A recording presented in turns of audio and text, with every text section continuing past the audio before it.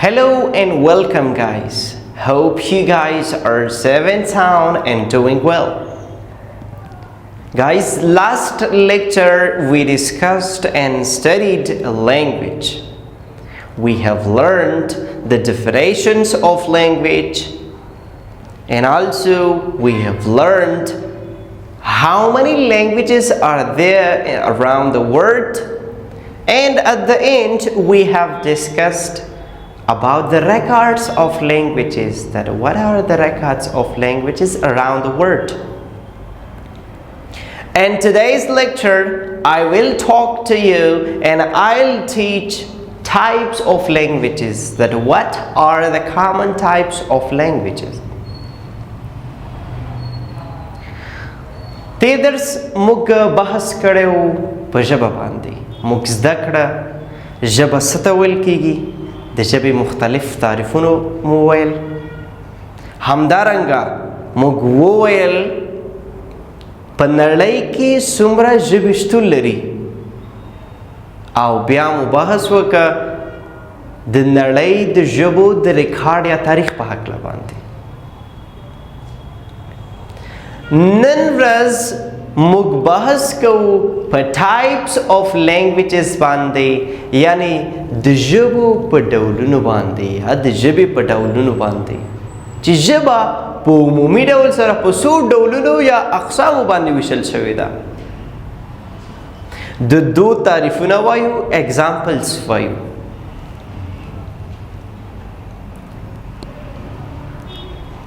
Language is generally divided into two types.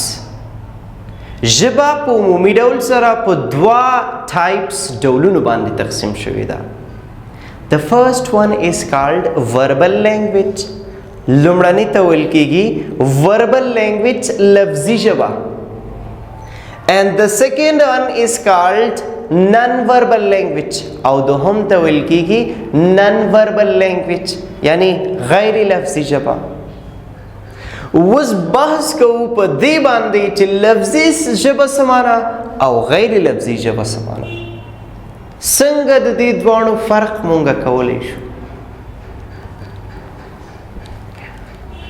Verbal language is a language that can be both written or spoken. لفظي ژبه هغه ژبه ده کوم چې هم لیکل کېدلی شي او هم پرې خبرې کېدلی شي. دغه لفظي ژبه یعنی هم مونږه کولی شو چې ویې لیکو، او هم مونږه کولی شو چې په دې باندې موږ خبرې وکړو، ارتباطات وکړو. Examples: پښتو، دري، انګلیش and etc.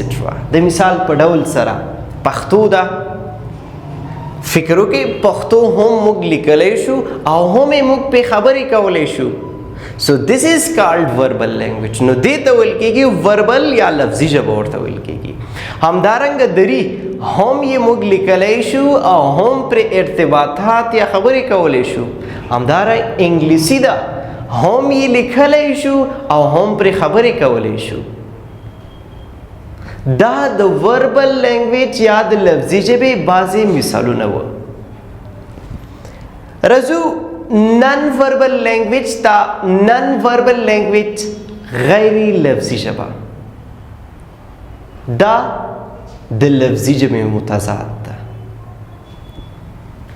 is a language that neither spoken nor written. دا وایي داسې یو ژبه ده کوم چې نه لیکل کېدلی شي او نه پرې خبرې کېدلی شي.